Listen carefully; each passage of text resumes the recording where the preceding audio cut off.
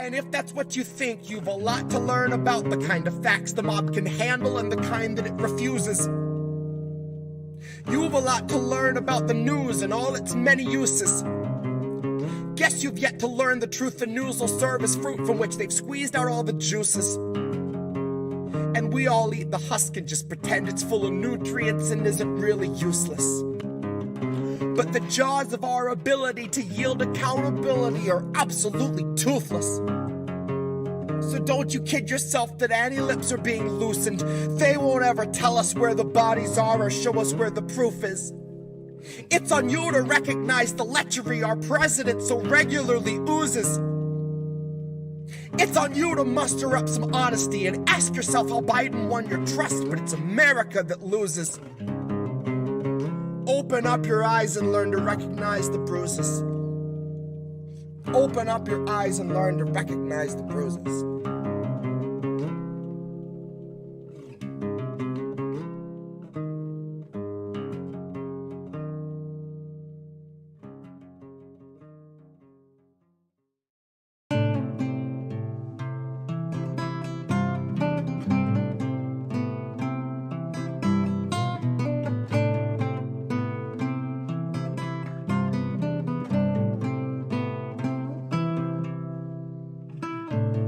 March of Dimes.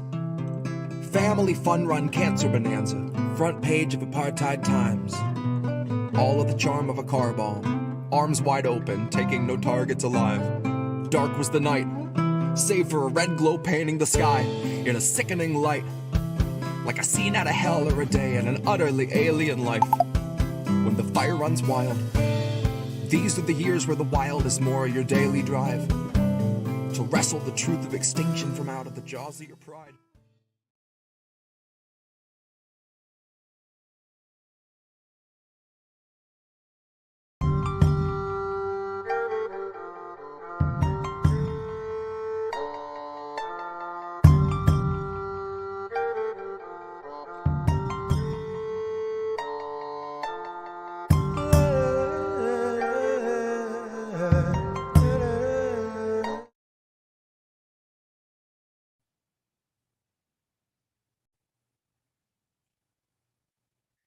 Hi, everyone. You can kind of see me. I'm going to try to be at the big girls table soon. Welcome back. Welcome back to the Politics of Survival. You're going to see me in a full box soon. Okay. So welcome back to the Politics of Survival. And thank you for joining us tonight. Thank you for all of you that came last night as well. So I have a really special guest tonight that I love, admire, and have for the last couple of years. I follow him and watch him avidly. He speaks truth and he calls out the elite Democrats. And like me, he was a Democrat for most of his adult life. So without further ado, Ryan Knight is with us tonight. Hi, Ryan. Hey, thank you so much, Tara, for having me. It's a pleasure to be here. Yeah, thank you. So we were talking before the mics went hot and the cameras were on, about the nightmare of 2020 and those of us that think outside the box and aren't really into the duopoly. And as you know, tonight's show is called The Politics of the Duopoly. And you've been one of the biggest critics of how the two-party system is failing American citizens. And you were so outspoken during that time. And as a result, got trolled heavily and, you know, called all kinds of things. But what, tell me a little bit about what good came from that and kind of the, because you did galvanize a lot of people and get them kind of forward thinking and, you know, exiting the Democratic Party for yeah, that. so, I mean, I was a Democrat for like 18 years and, you know, I like to say now an obedient Democrat. I voted for Bernie in 2016. He was kind of like the first politician that kind of opened my eyes a little wider to just how corrupt the system is. But then after the primary, you know, like a good little Democrat, I voted for the party nominee, Hillary, which I now regret. Right. But in 2020, you know, I couldn't, after the primary, again, I voted for Bernie again. After that primary, my eyes were wide open, you know, and I'm so over the term woke because the people who use it really aren't. I Right. like the term awake. And when I finally saw just how corrupt the Democrats really are, and that their function in our duopoly is essentially to trap all social opposition to our corrupt political system and to our economic system, and to trap it into their party where they can control it, water it down, and then destroy it. Literally, there's no other institution in American society that destroys grassroots movements with more efficiency than the Democratic Party. They destroyed Bernie's movement in 2016. They destroyed it again in 2020. The party will destroy any grassroots movement or any movement toward dignity and justice for all people, because again, that's the role of the party. The party is, when I hear people call it a left party, I laugh, because when I think of left, I think of the working class, I think of healthcare for everyone, I think of jobs for everyone, I think of an economy that works for everyone. Well, that's not what the Democrats are on board for. The Democrats literally exist to serve Wall Street, the ruling class, and the military industrial complex. And now where they confuse people, and where they got me for a while, is they sedate the public with these sugary platitudes, and they weaponize identity politics. And they say, I happen to be gay myself, and they pander to the LGBTQ community like none other. But the truth is, like, they really don't care about us. They don't care about our lives. What they care about is power. What they care about are their wealthy donors. And look, leaving the party after the 2020 primary, I knew how corrupt the party was. I knew we were never going to get fundamental change for the people from the party. But even I underestimated just how corrupt and disastrous Joe Biden's presidency has been. Let's just be honest about it, right? I mean, the gas prices are out of control. Inflation is out of control. More money for the military, more endless wars. We're now in a proxy war with Russia. They just gave them another $40 billion this week. And meanwhile, we've got no health care, no Medicare for all, no living wages. Nope. No one's life has gotten better with the Democrats in charge of the White House and the House and the Senate. And that's because the party is corrupt, and it literally exists to serve the rich and to serve the ruling class, just the same reason the Republican Party exists. So when you finally realize that both of these parties are working against the people's interests, then you start to realize, okay, now we've got to build movements and actions to get the people to come together. Because at the end of the day, the people aren't as divided as the politicians and the cable news networks would like us to believe, right? We want good jobs. We want to make a living wage. We want healthcare. We want to keep our families safe. We want good roads and bridges and schools. And we don't want to be at war with all these other countries and bombing the world, right? So we agree on most things, but it's the parties who keep us divided. Because that's how they rig the system against us. If you can, it's divide and conquer, the old strategy, and they do it really well. And I can't be a part of it anymore. I've forever left the Democratic Party. Like you said, #DemExit. And I'm all about now working with people who've maybe voted Republican or Democrat in the past that want to build, a political party, a movement that's actually going to deliver dignity and justice for all people, and not just, fearmonger and fundraise and protect the powerful. And that's all we see both of these corrupt parties do, is they literally. And I think everyone saw a really shining example of that with the Roe v. Wade that just happened, because Democrats got a little boost in their fundraising. And what was interesting about that was the timing, one, but two, also that anyone would even, I don't know who would give to them. Like, why would you give to the Democrats? Like, when they are notoriously not going to do what you need them to do. Yeah, and we saw this week. What did they do? Just yesterday, they just voted to, they're not going to abolish the filibuster to actually pass and protect abortion rights in this country. Hey, kitty. But they did vote yesterday with Republicans unanimously. Every Democrat in the Senate, including Bernie Sanders, they voted to give more protection and security to the Supreme Court justices.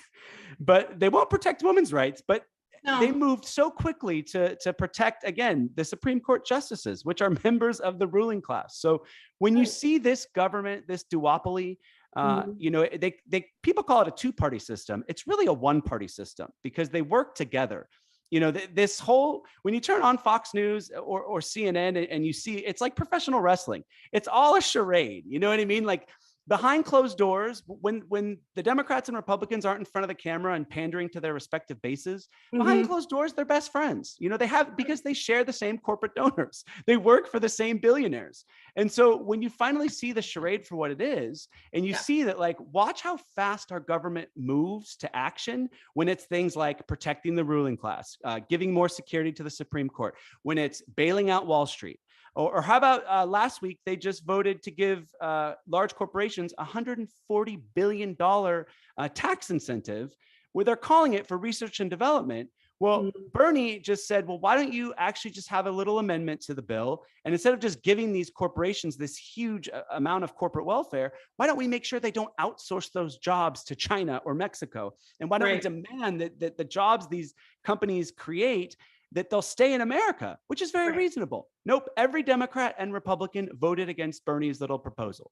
And so but they didn't vote against the $140 billion in federal aid to these large corporations. So you see a government right now that is the most corrupt government in the world, that wants to continue to fund wars throughout the world to suppress the working class abroad.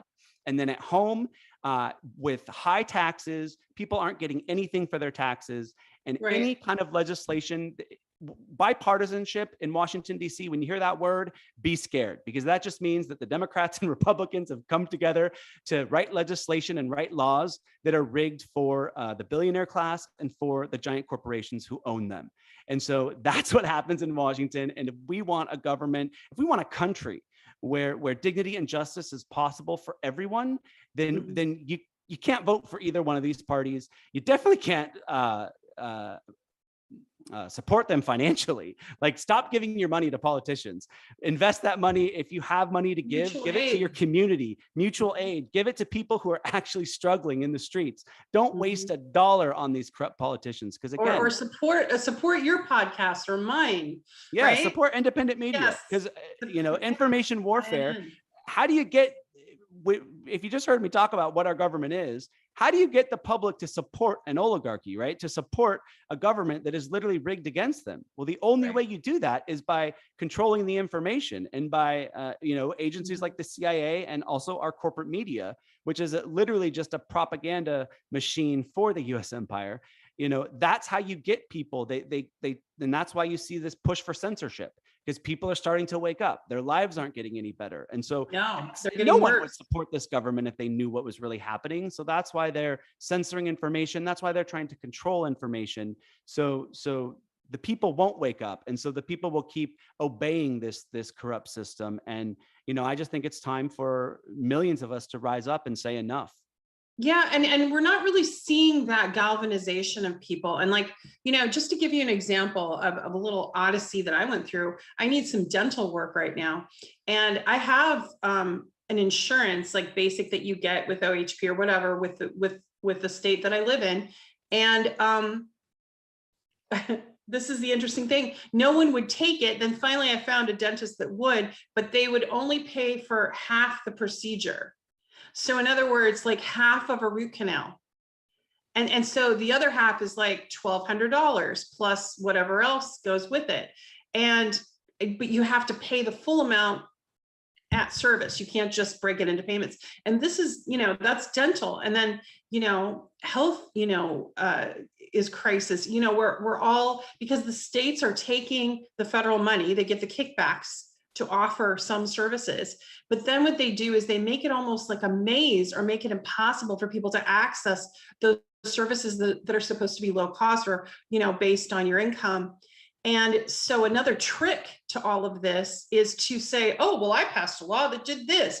But then what they do is they give it and then they take it away. Kind of like what they did with COVID relief.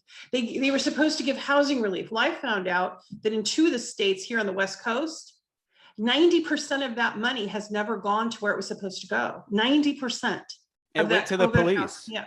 Hmm? It literally, the COVID money, like in California, this is why I think it's so funny how disconnected a lot of us are from our political system. Because Yeah. you hear conservatives talk about, oh, the Democratic Party is so socialist, and no, it's It's not. The not. Democratic Party is capitalist and Yeah. imperialist to its core. Yeah. It is Hmm. one half of the oligarchy, and the Republican Party is the other half. And the Yeah. state you're talking about, California, they gave the majority of their COVID money that was supposed to go to healthcare and to public housing Hmm. and to help people. They gave it to the police forces.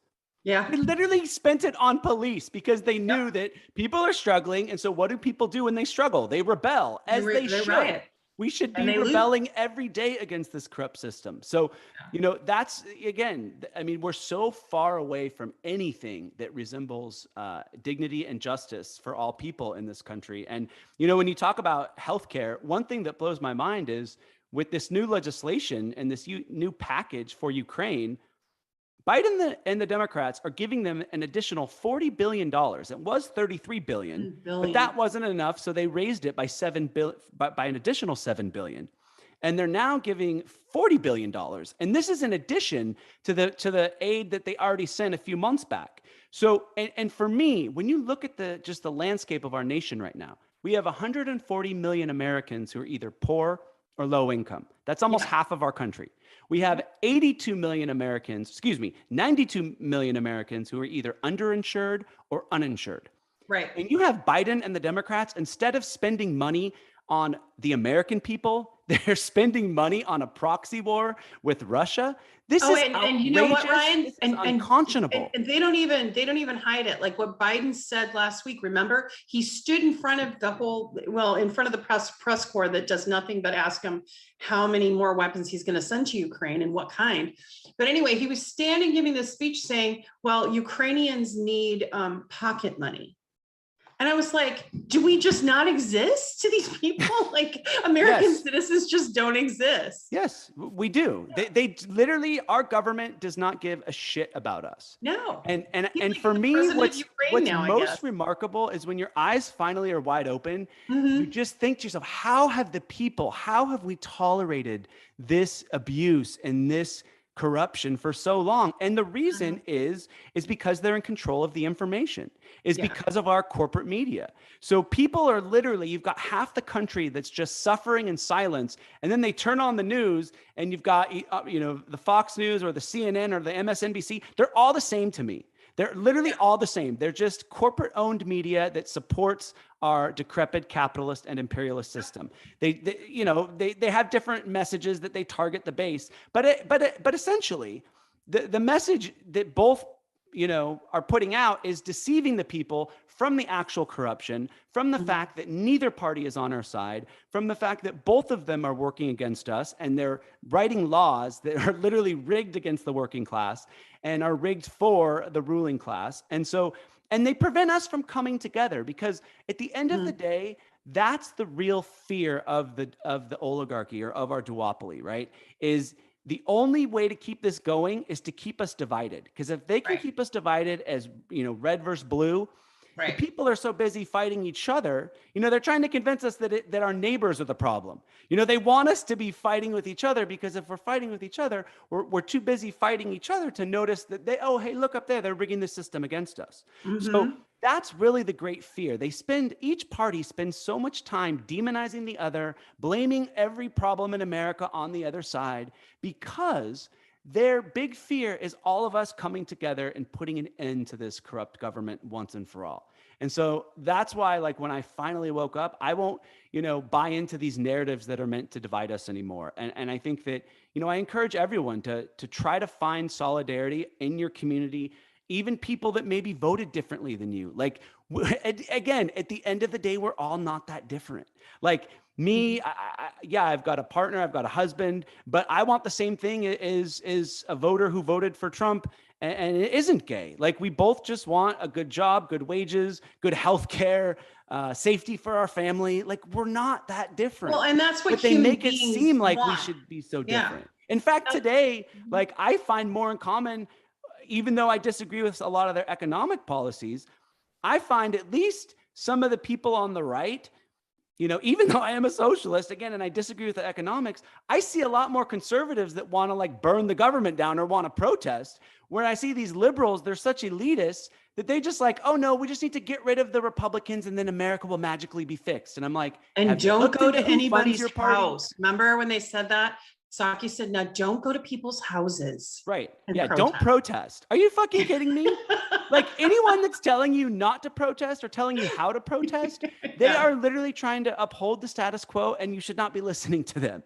And that's the thing about these liberals is they've literally become the gatekeepers for the status quo in America. They Right. just want to get rid of Republicans and then everything will be okay. And I'm like, have you seen who funds your party? The same billionaires that fund the Republicans, the same corporations that fund the Republicans, they also fund the Democrats. You can get rid of the red corporate party, then we're left with the blue corporate party, and we got the same problems, maybe just different rhetoric, right? Because the Democrats are masters of rhetoric. They spill out nice rhetoric to confuse people. At the end of the day, they're just as fascist, they're just as racist, they're just as corrupt as the Republicans. They just put a prettier face on it. What's up, There you bro? have it. What's going on, y'all? Hey, look who joined us. Yeah, Hi. I'm on East Coast time, so forgive me. I'm like, am I supposed to go on at 10 or 9? No, it's cool. It's cool. I'm glad. So Ryan, I don't know if you've met Rome. Rome, this is Ryan, but Hey, hi. yes, of course. He's been on my show a few times. I love me some Rome. There you have it. Rome is the man. I'll be trying to be nice so I won't get y'all kicked, you know. Oh, I get just kicked just for being here. So, Oh yeah, so man, life really got to no things there. But so, and I want to encourage the audience right now to like, subscribe to this, to this live stream, please. And also if you have any questions for Rome or for Ryan or comments you want us to read, send them in and we'll make this interactive a bit. So Ryan was just breaking it down for us about the state of the world, and you've been out helping today again. Yeah. Oh yeah, every day. Yeah. So can you give us an update on the tour of the poor and where you're at and what's going on? Right now I'm in Detroit, Michigan. I'm focusing on giving away 10,000 plus diapers, wipes. We're doing a barbecue. Just to get together, I'm gonna have some a media presence there. We're gonna be starting to shoot my documentary with Right Brighton TV. They want to get a hold of everything I'm doing on the ground as far as Tour for the Poor, RBN, even stuff on the ground that you guys don't get to see.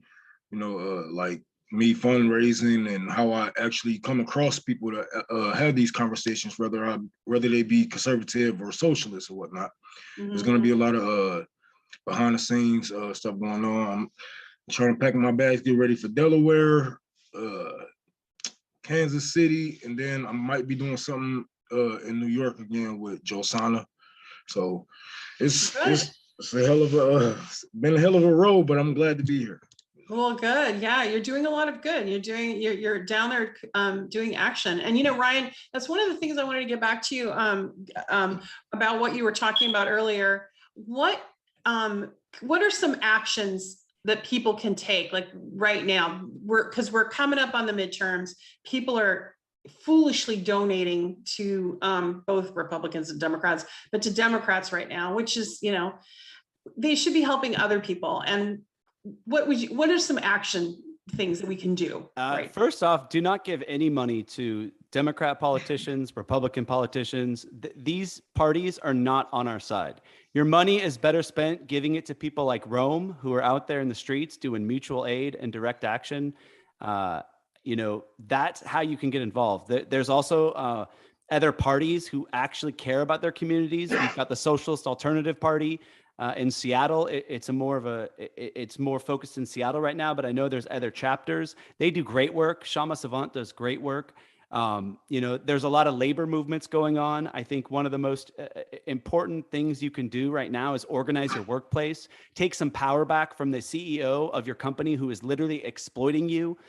It's important for workers to understand their power, to understand that, these CEOs think they run the American economy. No.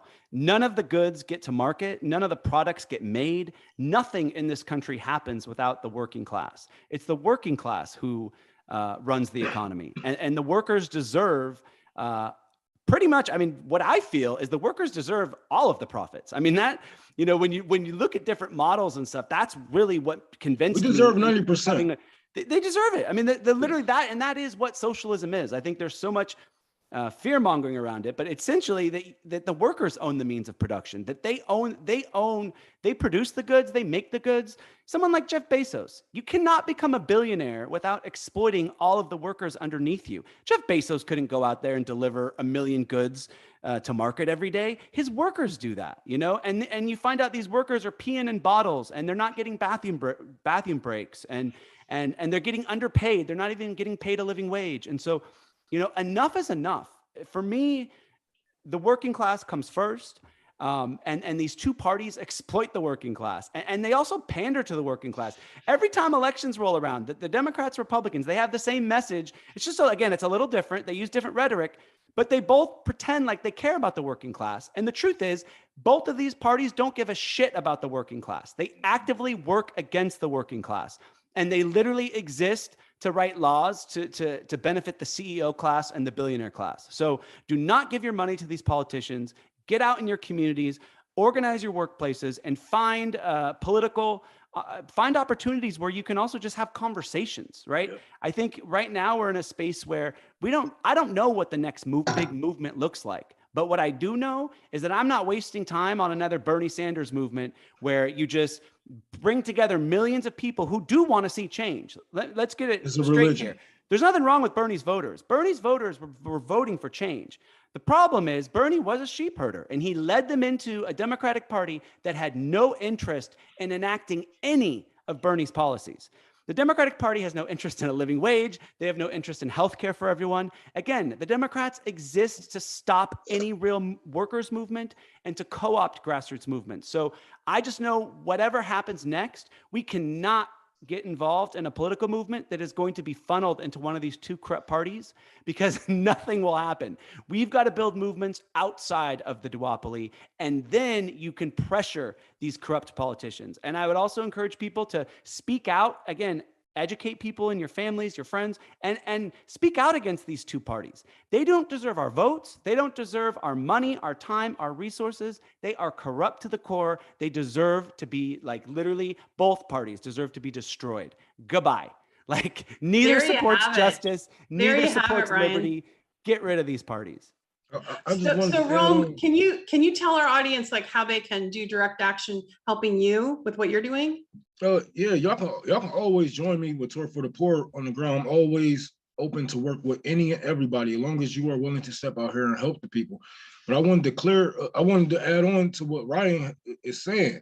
Not only do we have to stop giving our money, time, and our body to politicians, a lot of you realize that we are actually in the class war. Now, when you are in the class war, you have to move like you are a part of a military. What branch are you a part of? Are you front lines? Are you, you know what I'm saying, the engineering type? Do you build? Do you destroy? Et cetera, et cetera.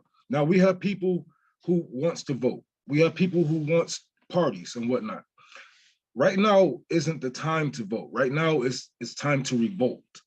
So there is and there will be a time and a place for you guys to vote, cast your vote, and even run for office, but under a fascist corporate system that we're living under, that isn't possible. You're not going to make real change, even if, like, okay, you can make change locally and whatnot, but we're still going to be bombing the Middle East. We're still going to be putting money into bombing one of the most evilest things that we have seen that's going on in Yemen right now. We're still going to have sanctions on. So there isn't a time and a place. So we have to move like a military. Our front lines and our fighters have to fight. Stop dogging out our front line people because they have that military mindset. You're going to need people like that. If you have a political mindset and you feel like you're going to run for office and you two are, you know what I'm saying, leftist, socialist, communist, whatever, even if you don't see his way of getting to the finish line, you know what I'm saying, y'all have to work together. It goes hand in hand every time, because you putting yourself out there, exposing the war crimes of America, running to the left of Democrats, even the Green Party, et cetera, you make yourself a target, right? So you're gonna need people around you who's gonna protect you, who's gonna make sure your word actually lives on when you actually get hit, because there is a possibility of them actually taking you out. They took out presidents, they took out civil rights leaders, they will take you out also. So when we notice that we are in this class war, you're gonna need generals, you're gonna need leaders, you're gonna need captains, you're gonna need an army, you're gonna need a military, you're gonna need a navy, you're gonna need you're gonna need all of us. And you're gonna have to realize that, you know what I'm saying, it's our life or theirs. So once we stop looking at it as once we stop looking at it like, damn, we really plotting on just ending this whole dual career, we should say, quote unquote. Oh, a cat. We about to end this whole dual career. Don't look at it as that. I always tell you guys, look at it as saving millions of people, generations of people. You know what I'm saying? People not even in our country, borders. So when we stopping people like oil tycoons, we're helping the earth. You know what I'm saying? We are helping the earth rebuild itself and refreshing. When we are stopping these weapon contractors, we're helping the earth. We're helping people in Afghanistan, Iraq, Iran, Libya, Yemen, et cetera, right? So we're not just ending somebody's career. We are giving life to many generations and many nations. That's right. Right. Well, to piggyback off what Rome said, one of the reasons the system is corrupted as it is, continues, is because we're so, and this is intentional. They do this really with the corporate media. They do this with the propaganda that both parties use, but people are so disconnected from the actual consequences of our system and the consequences of our imperialism, the consequences of this decrepit capitalism. And so every day people are just trying to get by, right? Or save a little bit of money or however they're living their life, but they're not seeing just how bad it is out there internationally for the working class. And then even here, again, we have 140 million Americans who are poor or low income. So there's cities here that are just completely run down, where you drive down a block and it's completely been deserted. No money is coming in from city governments, from federal government to help these impoverished areas. And that is a result of our system. And so that's one of the reasons it continues, is because the illusion, right? And so we don't see the consequences of it, or many people just don't even realize what's going on. So like Rome said, when the system is no longer exploiting the poor and the working class to enrich the ruling class, that's what our system is, then that's when you get liberation for the planet, liberation for the people. And it really will be a better earth. But when you're living in this kind of bubble of the American exceptionalism, they call it, there's nothing exceptional about making millions and billions of dollars off of exploiting the poor and the working class, both abroad and here at home. And that's really what the system does. It's a system of exploitation. It's a system of, I got mine, fuck y'all. And that's a kind of system. It's not sustainable. This system is going to destruct one way or the other. And I think what we're saying is, let's build something better so we don't have this great implosion eventually. When I first came in, you were speaking on liberals and how they are basically trying to sheep herd people back into the Democratic Party, and this is what they do. Yep. And there is a reason behind this. When we look back, and a couple of people have done reports on where the squad actually get their support from, where their funding come from. Most of their funding come from gentrified neighborhoods, So 1 and 1 goes to 2. If their supporters aren't telling us to push these people to be more radical, to, go after Medicare for all housing, that means that they either, have something to gain or something to lose, right? So once people see people like us actually being radical and we saying land back and stuff like that, they look at their house and their inheritance that they are, that they are down the line to get. We become a threat to that, even though it isn't even in our goals, even though their parents isn't even rich enough for them to be in our sight. They still see something to lose because they have a world of privilege. And when you are born into a world of privilege and you have to share, you feel like you are being oppressed. You feel like you are being taken away from. And this is all we ask for. Exactly. And they say, oh, well, no. Don't be too loud. Don't be too radical. Don't say death to America. Say life for America. Like say life to more Americans. Like, no, we're going to end this shit and everything it stands for. We can't sit here and act like we can reform $12 billion into a police department. How can you reform that? How can you reform Black people still being killed at high levels in their own cities, in Democratic run cities at that? That's right. You can't reform this. The city, I mean, the system was made like this, but when you have people who's out here saying, oh, well, let's just try harder, vote harder, be nicer. They have vote harder. Yeah. Vote harder. Yeah, that's it. There's a blue like, no matter who. That one's delusional because like, why would you have a platform? They come out of nowhere and they get thousands of fucking followers out of fucking nowhere. It's because the system and the people want them to have that type of defeatism platform. Like, hey, look, we can't win if we don't have these guys on our side. These guys are the best that we can get. This is the best that we can do. They're telling you that you are weak, you are dumb, you are weak, and you can't fucking fight without, you know what I'm saying, without them. And you're gonna lose without them. They're saying there is no people power without politicians involved in it. And I say that's bullshit. Good for you. Good for you. And well, and when you say the vote harder, Indy, you had some people posting some comments or questions. Do you want to read a couple?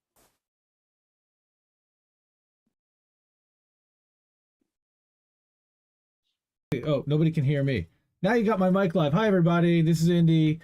So, yeah, we got JB in the chat. JB, hey, JB. And we've got Bitch with Comrade Misty. Misty's in the chat. She came in to say hi. Everybody's agreeing with Ryan. Everybody's agreeing with Rome. Making great points. You guys are on points. Jewel of a conversation, 100%. Everybody's comfortable. They don't have a sense of urgency like those of us who are working poor do. That was JB's point. Again, just everybody is down and happy to see you. And this, you guys. I love me some Misty. What up, Misty? Hey, Misty. Misty. What's good, JB? JB said, ain't nobody getting no sense of urgency.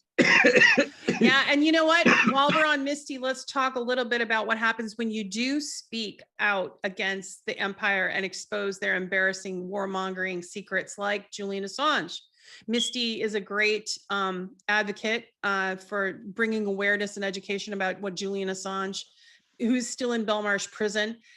So when you see that kind of thing, Ryan and Rome, like, how does it make you feel about activism yourself? Does it put you off in the sense of, you know, what the danger that it poses, or does it galvanize you to even fight harder? Shit, fight harder. I mean, he could be worse. They could have Malcolm X'd his ass. Could have Martin Luther King'd his ass, right? So he still have a way to push his words. Even he don't even have to say much. He can just show it on his face. So he still has that privilege to show his words. So this does, you know what I'm saying, nothing to me as far as pushing me out to do more. Like, okay, well, how can I get Julian Assange? Because fuck, I'm trying to go down too. If I have to go down, I will go down for what I said and what I believe in. And you have to be able, like, you gotta know what's coming. You are not just saying, you are not just sitting here saying, fight the power, fight the power. When you are educating, when you actually lead and you are activists in your community and you are being, you know what I'm saying, noticed for these things, and you're going to go down in stone for these things, they're going to make sure that you go down. So either they're going to kill your character or just kill your character, right? So the whole thing, I look at Julian Assange thing like this. He could have been a little bit more smarter. I say that. With the way he was moving, he did that tour. I don't agree with it. I would have said, stay the fuck away from NATO. Stay the fuck away from America and all of their fucking buddies, right? He could have did that. That was on his own, but he still was feeling like me. I'm gonna do whatever the fuck I want. I'm gonna say what the fuck I want, and I'm gonna go wherever the fuck I want. And that's just being, you know what I'm saying, a stubborn man. But we know what's coming to us. But back to the activism part, because you're down on the ground and you're talking to people that are and giving, aid and giving help. And so how can people that want instead, because we're getting this big push from the shit libs with the yellow and blue flags, and they're giving, we have people in our country that need help, that need direct aid. So how can they contact you, Rome? And how can they help? How can they help with some of the things you're doing? Should just look me up on Twitter, Unholy Rome. The E is a 3. And you can look me up, Tour for the Poor. You can hashtag Tour for the Poor, Cash App, PayPal, and Cash App, Venmo, and my PayPal is Unholy Rome 6. And y'all can just come through. I'm always live. My DMs are open. If you want to get out here on the ground, I'm telling you, there's nothing to it, man. Like a lot of people saying, I'd be scared to go out there and do that. I'm like, why? I did this thing where I was giving away pet food to people in need that were, struggling. And do you know, the New York Times went after me and said, was your nonprofit accredited? And did you? And I was like, it didn't get any money. It got donations of dog and cat food and cat litter. And I would give it away. That wasn't money. And they were just like, but immediately they were just trying to find something wrong. That's that elitism. That's that elitism. Right? Yeah, anyone who's doing something, they're like, oh, well, you're not a real box. profit. You're not a real nonprofit, and your money isn't recorded. Like my money is recorded. Everything I get, I put it right there on my damn page. Like, okay, thank you for the $5, Michael. Thank you for the $10, wherever the fuck it is. If you want to, I've seen the 10,000 diapers. I've seen pictures of all your diapers that you. And they still say, "Oh, Rome don't do what he does with that fucking money." It's impossible. Yes, you come through for your community. I've seen every event. I saw you passing out tents, and then the cops are coming because God forbid we give homeless people tents, right? I mean, God forbid. They could. The people they who fall through the them cracks. now. It's awful. And someone like Rome goes out there, provides them tents.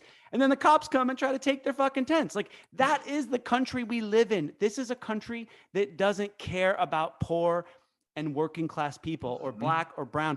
This country will, this country is about oppressing the poor to funnel more money to the rich. That's it. Exploit the labor of the poor and working class to enrich the ruling class. And just to go back to Assange made me get louder because he really exposed the whole game. And that's why they're going after him so hard. I mean, I was, again, back in 2016, I did vote for Bernie, but I was still like, I was totally just like buying the narratives that the Democrats were giving us still. I didn't have my awakening till much later. But when you remember, it was Julian Assange who released the emails that showed that Hillary Clinton and the DNC were actually rigging the primary against Bernie, and they were showing that the DNC was playing favorites on who they wanted to get the nominee, and they were helping Hillary. They were giving Hillary questions of the debates ahead of time. They were using the power of the party to fundraise for her. They were literally rolling out the red carpet for her. That's not democracy. Rigging a primary for your preferred corporate candidate. That is not democracy. That is oligarchy. That is corruption. And Julian Assange called it all out. That's why they don't like him. That's why Democrats who say they believe in free speech, no, they don't. They believe in tyranny because censorship is a path to tyranny and fascism. It is not a path to democracy. So when you're locking someone up who's revealing the truth about the corruption in the Democratic Party, and then revealing war crimes that were committed, by the U.S. military, by high-ranking U.S. government officials, and then you lock someone up who's revealing those war crimes? No. We are so. This they're bringing him over on espionage charges, and he's an Australian citizen. Yeah, he's not even an American citizen, so you can't charge him with espionage charges. The whole case should be thrown out. Julian Assange should have a medal around his neck. But who's going to do it? Who's going to stand up? Who's going to stand up? He should not be in prison. Is it the EU? Who's going to stand up? Like, as far as these war crimes go, it isn't just America, you know what I'm saying? The US, everybody, all of these European nations, I should say, got a fucking hand in what Julian Assange was fucking exposing. So of course, they're gonna be like, look, they're gonna run him through these jails. They're gonna torture this man. And if they can't kill him just by, you know what I'm saying, just by torture, they're gonna get in his head and tell him, hey, if you ever see this fucking sunlight ever again, you better not fix your mouth to say something. We own you. You know what I'm saying? And he's gonna go through a probation period. He's gonna be on a tether. He's gonna be That's on if house he arrest. lives though, Rome. He's in such bad live in health. It's like prison for the watching rest of his you fucking know, life. Yeah, but Rome, I think you hit the nail on the head like maybe 10 minutes ago when you said that they don't necessarily kill these movement leaders anymore, but they kill their character. And in this new information age we live in the digital age where everyone is a Twitter account or a TikTok account or a Facebook account, that's all they need to do. That is all that they need to do, is they need to assassinate people's character. And we know firsthand, Tara knows this, I know this, Rome knows this. You know, when I left the Democratic Party, there were troll farms like posting pictures of my boyfriend's house on the internet. Oh, he's a fake socialist because my boyfriend has a good job. I was unemployed at the time. But you know, it's like they'll use anything to go after you. They will, that's what it's about. They will if you stand up to the empire, if you stand up to these corrupt parties, if you stand up to the Democratic Party, because that, again, the Democratic Party is the ruling class's kind of insurance policy, right? They know the Republicans are very brazen about, tax breaks for the rich. They're very just kind of earnest and honest about how, we're capitalists. We don't mind this oligarchy. We don't mind big business. You see these conservatives celebrating Elon Musk, celebrating his wealth. You know, I'm over here like, when are people going to wake up and realize right now 3 billionaires hoard more wealth than half of our entire nation? The rest of us are fighting for scraps. 30 years from now, it's going to be like they're going to own 90% of the wealth in our nation, and we're going to be fighting for the 10% left over. Like, at what point do people realize that this rigged economy is going to kill all of us? But my point is they just need, the Democrats are, again, that's their insurance policy. So that's why the party will go after people like you, Tara, like Rome, and like me, who've left and are exposing the corruption, and they assassinate our character. That's all they need, because they don't want these liberals waking up. They don't want Bernie voters waking up. They want to think, oh no, look at Bernie and AOC. They're changing the system from the inside. Bitch, please. I'm sorry. The Democratic Party has not done shit. We are further away from Medicare for all and a living wage with Democrats controlling the House, Senate, and White House than we were when the Republicans had power. So give me a break about changing the Democratic Party from within. The party is more corrupt than it's ever been. Bernie and AOC haven't done shit. They've literally just sheep herded for the corrupt party. And honestly, as someone who voted for Bernie twice, I am very disappointed in Bernie Sanders. He could have had a legacy. He could literally right now, he's got millions of people who follow his every move. He could leave the party right now and start an independent movement to challenge the Democrats. That's the only way you're going to get change in this country. Why the hell would you vote harder for a party that's never once fought for you? Are these people thinking, vote harder? Why would you vote for someone who's not fighting?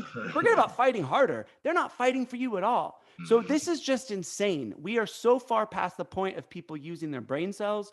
And so this idea that you're changing the Democratic Party, Bernie and AOC haven't done shit except become, literally they have become Biden and Pelosi apologists. You know, Bernie talks about, oh, Biden's my best friend. And don't even get me started with AOC. You know, she literally apologizes for Pelosi all the time. She hasn't done a damn thing. You know what she's done? AOC has moved her voters and all these people who think they're in a progressive movement when they're not in shit. All they've done is just funnel them deeper into the DNC and into this corrupt Democratic Party. Ryan, I have a question for you. She's moving people further to the right, not to the left. Rome, what were you going to say? Because you were going to say something earlier. I'm sorry. Because it was, I like that he bring up, you know what I'm saying, how they trying to kill your character, because I have been, like, I should have been canceled one time. I kind of accept, but I don't submit. You know what I'm saying? Because they like, oh, well, like somebody told me that I can't hold myself accountable. Other people got to hold me accountable, whatnot. I'm like, yeah, no, fuck that. Because y'all niggas don't know me. Like, how the fuck, what, you gonna check up on me every day? Like, is you okay? Like, is you still fucking homophobic, Rome? Like, and you know, it's crazy because, you know, growing up in the corners I grew up in and believing the shit that I was taught, and you grow up, you go out into the world and you like, holy fuck, the world is really different than what you have been taught. So, you know, when I used to be hateful, homophobic, and all type of prejudice, motherfuckers use that. Like I warned motherfuckers before I worked for Bernie, when I did work for DSA and shit like that, it was like, oh, that's no problem. But soon I was like, yeah, fuck all this. They try to look up every damn thing and be like, how can we bring down RBN? How can we bring down Tour for the Poor? How can we stop Rome? How can we stop Rome? We had everybody. Now people keep on sharing that same fucking video over about this fucking bad joke. Well, in Santa Cruz, and it was from years ago. It was so long ago. I didn't even have a fucking beard. I don't even remember the shit. But you know what's so crazy about the shit is, you know what? Fuck it. Keep it up. Keep it up. Because in Santa Cruz, I love to see how much growth I have actually had, how much I have actually changed over these fucking years, and how dumb I actually looked back in the days. I can actually look back and say I was wrong about something. You know what I'm saying? Not just being some righteous motherfucker. And that's what life is about. Right, life is wrong, about. I believe in this, and you're wrong. Like, no. That's what our lives are about. They're about redemption. They're about growing and changing. But unfortunately, a lot of this country doesn't want to grow and change. And I always tell people very simply, like, if you're not going to give people the space and dignity to grow and change, then how the hell is our country going to ever grow and change? Because right now it's like everyone wants to be right. Everyone, no, you got to vote blue no matter who. No, you got to vote red no matter who. Fuck all that. That is nonsense. I'm not taking none of it. I didn't take the cancellation serious for one, because these motherfuckers voted for a sexual predator. That's right. A segregationist. You know what I'm saying? A motherfucker who got generations of blood on his hands. So all of that shit that I have said, that bad joke, or however you want to take it, bitch. You know what I'm saying? Take it then, nigga, because you done voted for the motherfucker who had destroyed my motherfucking community and future at that. Yep. You know what I'm saying? So wherever I have said on any motherfucking video, podcast, show, radio talk show, couldn't have been worse than what the fuck you just voted for. Couldn't have been worse than the 15,000 children that you just starved out with your fucking vote. Couldn't have been worse than the fucking bombs that you sent out with your fucking vote the first fucking week he got in fucking office. Could have been worse than the goddamn 18,000 some fucking permits to get to these rich fucking people. It could have been worse. So suck my motherfucking dick, bitch. And if you don't believe that I grew, that ain't up to you. You know what I'm saying? Let them know. That's up to me and the people that support me. And at the end of the fucking day, if you don't support me, leave it at that. Don't try to make it look like I'm some hateful guy, and I'm still hateful because I don't agree with your politics. That shit is petty, because I can look up a lot of shit on you motherfuckers. Half of you niggas was racists and Nazis.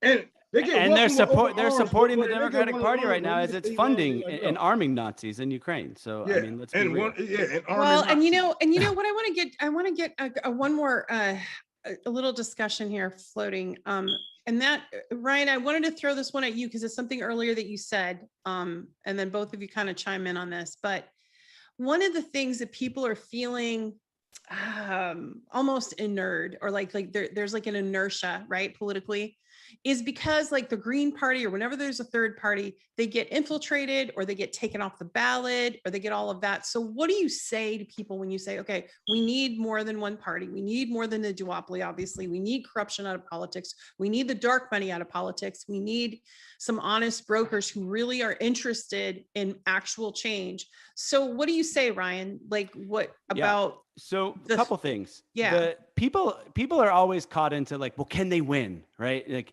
can a third party be viable? Can they win? And the first thing I tell them, look, the people in the United States, we might hold elections, but the people, every election that a Democrat or Republican wins a seat or wins the White House, the people lose every election.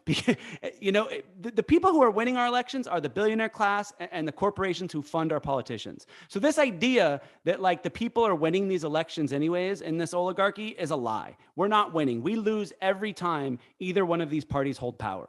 So let's clear that up. As far as it's concerned, look, these two parties, they have a lot of power because they have a lot of money. The Democrats raised $7 billion in 2020, most of that corporate money. The Republicans raised $5 billion. This is both in congressional races and the presidential race. So these parties have a lot of money. They have a lot of power. But you know what they don't have? They're not well liked. Even with all that money and all that power, you can look at the approval ratings and polls aren't even that accurate anyways, because they only, they tend to only poll people who are more affluent, right? They don't really poll poor and working class people, or the people that don't vote. And I used to look at non-voters again before I woke up and think, how could these people not vote? Well, poor and working class people that don't vote, that make up the majority of the non-voters, they don't vote because they understand that whether the president is red or blue, their lives aren't changing, right? You know, you can't lie to poor people. They know their pocketbook's better than the politicians who are lying, right? So that's number one, is these parties they're unpopular, right? There was a poll recently. Congress's approval rating is at 29%, and that's with Democrats holding Congress. Joe Biden's approval rating is at 33%. Wow. And Trump's approval rating is not much higher. It's at like 35%. The Republican Party's approval rating is at like 36%. And I think the Democratic Party's is at like 37%. So these parties are wildly unpopular. That means that we have an opportunity to build something. And I think for, again, people who are afraid of losing, don't worry about that, because we're not winning any elections, and it's going to take time. But I, you know, Exactly. I voted Green in 2020. I'm going to continue. I'm not working with any party right now. I kind of want to see what happens. I also, as kind of doing independent media, I think it's better for me to remain independent at this point until I see an option that I think is really good to get behind. I don't want to, you know, just like Bernie kind of, I feel, is leading people astray and shepherding them into the Democratic Party. I don't want to lead people astray. And the truth is, we have to be comfortable with not knowing, because I don't think any of us know, besides direct action, besides doing work in your communities, doing what Rome is doing, and building real solidarity in your communities and organizing your workplaces, getting the labor movement recharged, which is happening. I don't think we know the exact vehicle. I think it needs to be revolutionary. I think it needs to be socialist in nature. I think it needs to lead with the poor and the working class. But until that perfect movement presents itself, we need to be agitating. We need to be building solidarity. And I just don't see it happening it's definitely not in this midterm cycle. So don't vote for any of these parties. And it would be nice if we could get a candidate that we could all galvanize behind election cycle in 2024. But I haven't seen both of you. Here's a question for both of you. Are you, would either of you run for office? Hell no. They already told me they was gonna kill me if I ever tried again. Okay. All right. So Rome, you're not. What about you, Ryan? I wanted to piggyback off of Ryan. Let me just say, people ask me this all the time. I don't know. The reason I don't, I'll be frank, it's complicated. I don't know how much I want to, because so much of my life is public and there's some stuff I like to keep private, but I'll just say that I am not a saint. I'm a recovering drug addict. I know shit like that probably in this new day and age don't matter no more. But I've been clean and sober 10 years, and I just don't know if I'd want to put my family, my partner, he likes his privacy. He specifically has asked me not to run for office. So I don't know if I'd want to put him through that. I won't rule it out. I think if the right opportunity came along, sure. If people wanted me to run for office, and if it was what the movement wanted, and if I could use that seat to get people more radical, and I could fight back against our decrepit capitalist and imperialist system, and that was a vehicle people thought was good, sure, I guess I wouldn't be opposed to it. But look, I think part of me is still just, I've been sober a while now, but I just don't want all those old pictures coming back, and I just look back at the things I did. Fuck that, because that's gonna get more people on your side. That's gonna get more people on your side. Because my partner is like, we're very political opposites. Yeah. I know that might be weird for some people, but like, I'm very radical. Does he listen to Pod Save America? I am an ex-prostitute. No, he does not listen to Pod Save America. Thank God. I don't think I could go that liberal. I don't think I could date that liberal, because that's what I used to be. He's woken up a little bit, but again, he's definitely not where Rome and I sit. And that's okay. I love him to death. I mean, he's an amazing person. So I don't know. I mean, would I ever run? Possibly. You heard it exclusively on my show. Ryan Knight could run if you guys galvanize behind him. Let's go. I'm gonna piggyback off of the question that you asked the first time about the third parties, and see this. I want to hear what you have to say. Basically, Ryan is saying you people are jumping the gun. You people are jumping the gun when it comes to voting. You're ready to win. You're ready for that victory. You're ready for that feeling of winning. But guess what, bitch? You already lost. We lost more than 1 million people in 2 years. You already lost. We are still fighting for civil rights, women's rights to their bodies. You lost. There is nothing to feel good about. So what we do, we build our own parties if you don't see one in your image, because there are 350 plus million Americans out there that you can grow with. You can grow a party or you can grow a militia. But if you're going to grow a party, you're still going to have some people protecting you, right? You're still going to have front lines. This is why Democratic Party invests into the military. They have the Navy and a National Guard come out whenever there is a protest, a riot, or somebody's at their house, et cetera, et cetera. We have to build that party. It has to be, we have to build it in order for it to be there. So whatever it is that you want this party to be, whether it be militant or political minded, you have to build it. It's not alive right now because everything that has made it to the mainstream, I can point out lots of fucking reasons that you shouldn't go to it. I can point out a couple reasons that you could go and probably flip this bitch over, but then it'd be the same old cycle with the Democratic Party because you know that you're not going to beat dark money with clean money. That's just dumb. You know what I'm saying? You're not gonna go into a boxing match and win with nice words. And you're not going to go into war saying hands up, don't shoot, and win, right? All right. No so doubt. Like I said the first time, remember that this is a class war and we move like we are in an army, like we are in the military, right? So we have to collect this data. We have to put our people in these type of move different because y'all are moving way too fast. And you want your victory right now. And I'm here to tell you every fucking time, there is nothing to feel good about until everybody has housing.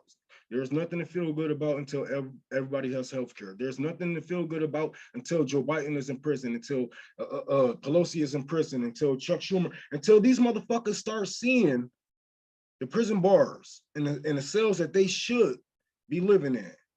Then we can talk about people like Ryan, Tara, and me running for office. But until right now, we are living under corporate fascism. We are living under corporate fascism. And also an important point is a lot of you. people think, oh, let's just, get elected and then we'll change it there. Some of the biggest change we've seen in this country have come through sustained protest and through acts of real resistance and real fighting in the street. And actually I'm a black man sitting here talking to a gay white dude, a white woman who has been harassed by the fucking president. Dude, you think that shit came from us playing patty cake with politicians? No, exactly. The fuck? We have to fight for this shit. We have to die for this shit. My grandfather died on the streets in order for me to say this shit. Yep. And so whether you got to agitate from the outside. So no matter what it looks like, we have to fight back against the system. We have to call it the corruption.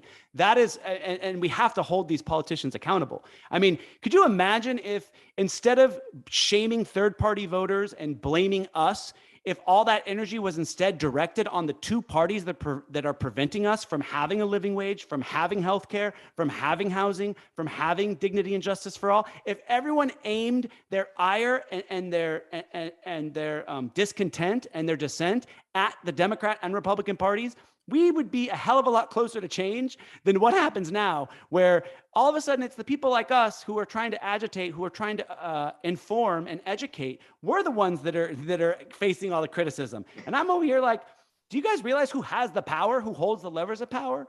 So, look, Ryan, I will say one other thing is we have to be politically independent. I believe it has to be socialist. It has to be rooted in the working class and in the poor and in black and brown people and in the people that the system is pressing down on the hardest. It has to be rooted in that, but it has to be independent. It cannot be affiliated with either of these parties. If someone comes along who's independent, who is calling out the corruption, who's someone we can all get behind, I'm all for that. But let's, like Rome said, we're not there yet. We need to it's like people are throwing spaghetti at the wall and we don't know which is sticking yet. So let's try everything. Let's rebuild up the labor movement. Let's keep calling out these corrupt parties. Let's support independent media like Tara's show so we can have conversations like this. Let's support mutual aid like what Rome's doing. And let's kind of keep building solidarity and something's going to happen. But That's let's our make army. sure it's the right thing so we don't waste all this money. You know how much money we Thank gave you. to Bernie Sanders and the squad? $160 million Yes. was spent on Bernie's 2 presidential cycles and on AOC and Rashida Tlaib and Ilhan Omar and all the squad. That money, you might as well just thrown your money away. It was completely wasted. They haven't done a damn thing. They haven't used their office they said they were going to fight back against the establishment. They completely folded. So I'm over here like, when does the fighting begin? You know what I'm saying? So we know the fight's not happening inside. So let's fight on the outside until we have a vehicle that is independent and that is 100% for the working class. Then I'll get behind it. And the truth is, this sounds like a bad answer. Right now, I don't really know what that vehicle is. There's some smaller parties, and that's the other part that's unfortunate. We got the Green Party, we got, Socialist Alternative, we got PSL, we got Revolutionary Marxist, we've got all these different parties. And it would be nice if we could somehow find a way to bring all of that revolutionary working class energy together and aim right at the ruling class and right at these 2 parties who are preventing liberation in this country. That's what we need. That's kind of the framework. It's how we get there, like Rome said. And I think we need to just take a step back and not get in over our skis, as my dad used to say. Because these motherfuckers so used to trickle down economics, bro. They so used to trickle down economics that they thinking that some leader is just gonna come, but like they treat it like a religion. Like I just explained how I don't want to take no shots on your show, but how certain podcasters sell you politics as a religion. You know what I'm saying? It's faith-based. They don't know whether this is gonna happen or not. We're just putting our faith into it. You know what I'm saying? They sell you a word, you pay your tithes. Well, it's like a cult. Your shit, It's like what Rose McGowan said. It was a cult. Yep. And you just don't know until, you know what I'm saying? But then, everybody get mad at the leader at once, but then you start to forgive them. And then you do the same cycle all over again. They are selling you guys religion. I'm an atheist. I have been a Christian before, and I see religion. I smell religion. You know what I'm saying? I know it when somebody about to push God up or say God is going to bless. I can smell it. So when I see these people, I know that they are pushing some bullshit, some shit. Now y'all want to say the shit that we believe in, like liberation, like what I'm saying? Equal rights. Y'all say that's too much. Y'all say that's pie in the sky. I say taking over the Democratic Party from the inside is pie in the sky. Dog, once y'all realize how many people actually control these parties and how much money that these people actually have. Now we aren't just dealing with politicians. We're dealing with lobbyists and we're dealing with corporations, right? These corporations control do back and forth with these lobbyists who tell the politicians what to say to you guys. The politicians make you think that you have a choice, but it's just an illusion of choice, because that's right. Once it goes down, absolutely. Look who actually wrote laws during the coronavirus. We have airlines writing laws. We have lobbyists, the healthcare lobbyists wrote the Affordable Care Act. That's right. That's right. It was a big gift to giant insurance companies. And then Hillary and Obama went on TV and dressed it up like it was this great thing.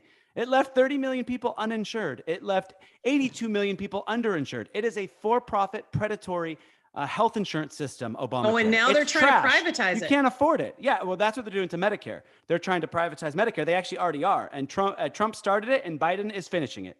And again, that's just, this is where liberals, they're delusional. They went from, I said this to a friend the other day, and it kind of woke him up a little bit. He got really pissed. Liberals get really mad when you say the truth. But I said, you went from resisting a president who put kids in cages, started endless wars, and gave big tax breaks to billionaires, to resisting one, to supporting one who is now putting kids in cages and continuing proxy wars, and giving more tax cuts and more welfare to corporations. So I mean, literally, it's two cults. These people. That's the infinite loop of that motherfucking electoral politics, man. And no matter what team that you're on, my team did something better. Your team did something worse. Like, okay, Hillary Clinton might have started a slave trade in Libya, but she also did this. You know what I'm saying? Trump did this. or so-and-so did this. Like, it's always going to be something. They always No, gonna it's the give up. military industrial something. complex. It's the weapons manufacturers like Raytheon, like Lockheed Martin, they have control, right? Along with, like Jeff Bezos with the Washington Post, where democracy dies just at the Washington Post instead of, Indeed. I think their motto is democracy dies in darkness. Yes, they are the darkness. You are the darkness. You Jeff are the Bezos. darkness. You are literally dark. the darkness Yeah, that is destroying They're democracy. the Darth Vader of newspapers. And I mean, these legacy newspapers like New York Times, Washington Post, or like the media, CNN, and MSNBC, they're all worshiping the State Department and the spooks and the CIA, agents that come on their show all the time, these intelligence dudes. And that's what they are. They're just former or current CIA agents. But and that's the other what day, makes you know their who they keep information. talking to? They keep having the CEO of Lockheed Martin on. And hello, people, the CEO of Lockheed Martin, he has a vested interest in continuing this proxy war for as long as possible. And they did that with Raytheon reps of too. Of course he's going to continue to support this proxy war with Russia. Like, you notice how they never have any anti-imperialist voices on or any people who are pushing for peace and diplomacy? Wait. No. Tucker Carlson had Glenn Greenwald on. Well, there you go. See, and that's the state that's their middle Fox ground. News will have an anti-imperialist on, and CNN and MSNBC won't even have one on. Like, it's ridiculous. I mean, I'm not a fan of Fox News, but that's where we're at, where I wanted to say no this, truth like, getting into the airwaves at all. And that's the corporate media. Their role is to protect the empire, to protect our decrepit capitalist system, and to get people to obey. They want people to obey the system. They don't want people thinking outside of the box. They don't want people listening to your show, Tara, which people should listen to your show. And they definitely don't want people listening to me in Rome. They want people who are just this is what I wanted red to say. or blue. Because if you vote red or blue, they can control you. They can control the population. That's how they control the American population. They get them in a red box or a blue box, and then you are just literally being controlled by the oligarchy. You basically have no opinion. One thing I have learned is I can fight fire with fire. And that was one of the biggest lies that I have ever heard.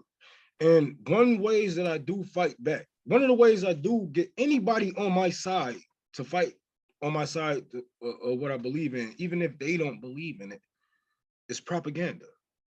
And it's a good thing that you guys have your shows, because this is a part of our military also.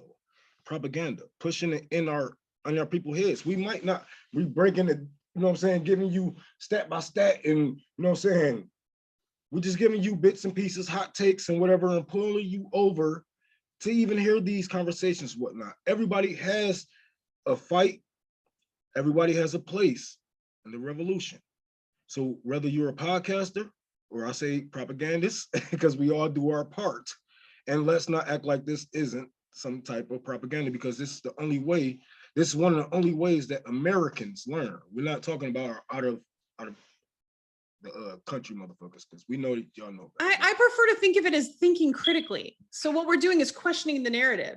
So we're pushing back on the narrative. It's not propaganda. It's more thinking critically and past their propaganda. Yeah, moving past theirs. We have to have our own types. Like, when people want to push out, like, okay, well, how can we do this? They use me for example, but that's some type of propaganda, like it's some quick, snappy, you don't have to go through all the fucking details on it.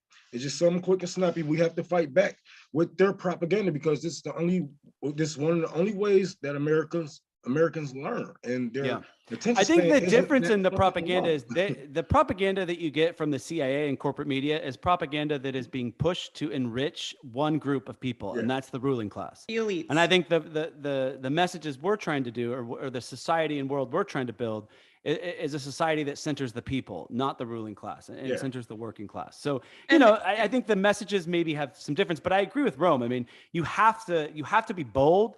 You can't hold back. I think that, for me, I have ADHD. If y'all haven't already figured that part out, I have. And so, but what I've tried to do is I've tried to use that, and I try to use that energy to kind of, that's the only reason I've been able to do this. And I just try to like hyper focus on different messages that need to get out there, or talking to different people. Like when Tara, you came out and were brave. I realized, okay, I got to have you on my show. This is, during the election, because people were just, you got it bad.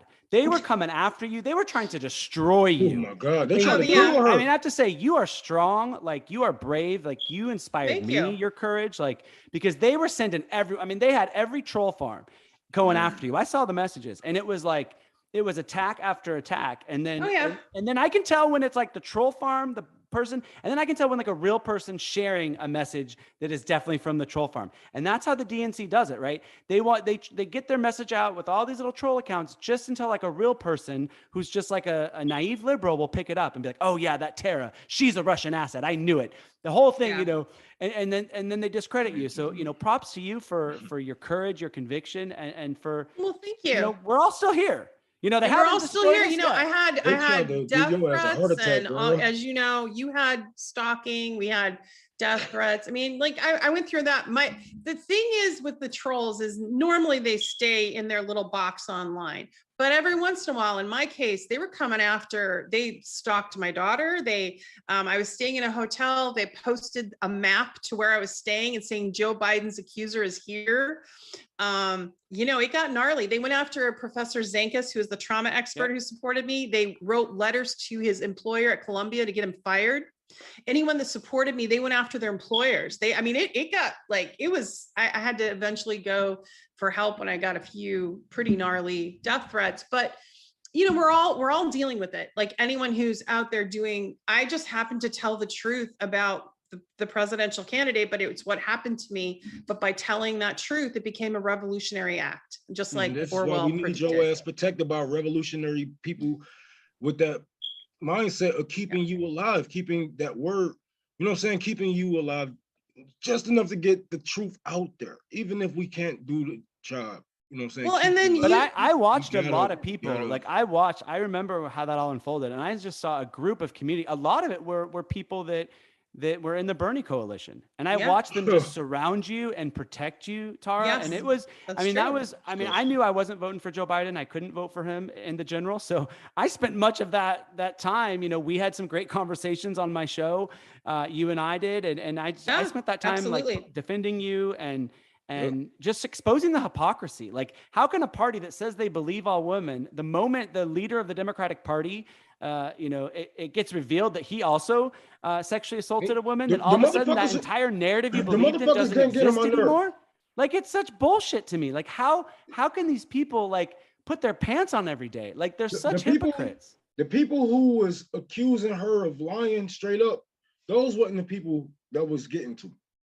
The people that was pissing me off was the people that knew that this woman was telling the truth. But what are we to do? We were supposed to vote Trump. No, bitch. Yeah. The lesser of two evils. Remember that argument? No, I saw one person. Like, bro, oh my God. They were like, no, I just don't know. Like, what would happen if one woman and Trump has 20? And they were like trying to equate sexual, like do like an equivalence. Well, I'm voting for the one who's raped the least amount of people. I'm like, do you hear yourself right now? Did you hear how fucking stupid you sound? That was an actual argument, Ryan. That was an actual. Let their fucking rapist. Let their daughter rapist get. Like, are you fucking serious? Man, come on, man. They're gonna be like, ain't no way we should be voting for this motherfucker. Ain't no way y'all should be voting for this motherfucker. They'd be out here doing everything they could to expose their crimes. Let it be their fucking auntie, their mother, their daughter, their nieces. They're gonna be up in arms about it. But just because it's their favorite president or they have something to, they're gonna look bad by Joe Biden being outed. It like we didn't even need you to come out to even see this shit for our own eyes, what he have been doing and saying around these children and smelling and sniffing them like some wrong the nigga. But the thing is, Rome, is like we have to say this, we've all been vindicated. Because this presidency is an absolute disaster. The working class is actually worse off now than they were under Trump. That's how bad things are right now. I know, and they kept saying that. Well, you know what? I want to thank you guys because we're a little over time, but this was such a great discussion. Thank you. And you both mean a lot to me because you don't just get on a show and talk about it. You're both taking action in your lives and you're walking your truth. And you're doing it and you're helping other people. Both of you have helped so many. And Rome, what you're doing is amazing. And I want to stay in touch with you. Are you going to come to the West Coast? Or are you staying mostly in the East and Midwest? I just left the West Coast. What? Okay, I missed like you. 2 weeks ago. So Are you going to come coming back? to California? I think Oakland next year. I'm gonna try to do north. I'm gonna try to focus on the north of California. Washington. Washington. I'm gonna try to help the people out in Paradise, California, Dallas, Texas, Tennessee, Nashville, and it was another fucking T state. Oh, the Dakotas, the North Dakotas, South Dakotas, and the motherfucking what else? What else? The other identicals. There's like Carolina. Washington, North Oregon. Carolina, South Carolina. Yep, those two. So those next on my list. I'm so sorry. I should have my assistant here. I don't do this. But thank you for everything you're doing. And Ryan, I'm opening up a clinic. Oh, in Boston. It's gonna be a tent clinic. Nothing big. I can't afford no shit like that. I know everybody want to call me a capitalist, but this bone cost me $65, motherfucker. Yeah, but no, I'm not a capitalist. I'm gonna open up a little tent clinic. Gonna have people taking the days off, actual medical professionals. They're gonna be giving out condoms, clean needles, masks, et cetera, et cetera. You know what I'm saying? Getting people tested, trying to get people, you know what I'm saying, some help mentally, trying to get good. Go out there, or at least talk to them, and not only talk to them, but get them in a communist mindset. So, yeah. There you go. All right. Well, Tara, thank you so much. Ryan, what do you have on your plate next? What's your next? Nothing. Oh, don't say that. You have your show. When's your show? Tell everyone where to find you. Actually, I think we're speaking with Jill Stein on Friday, so that should be a good conversation. Ooh, okay. Jill Stein on Friday. It's going to be on Call-In at 7 p.m. Eastern time. Tell her another Russian asset, because we're both Russian assets. Right. Tell her I said hi, and Susan Sarandon and I and her have been, I guess, ruining the universe. So yes, we'll you guys are all responsible for the failures of the Democratic Party. It's not and the Democratic Party's fault. I think what did I destroy? I destroyed Me Too. It's all you guys. You guys are single-handed. You wrote all the laws that are rigged against us and rigged for the corporations. That Gary Maynard the state. You're the one. You're the one who collaborates with the Republicans to. I know. And Susan Sarandon, the goddess that she is of the universe, she didn't codify Roe versus Wade. And so here we believe it? She didn't abolish the filibuster. I know. I know. All right, peace out, everyone. I've been.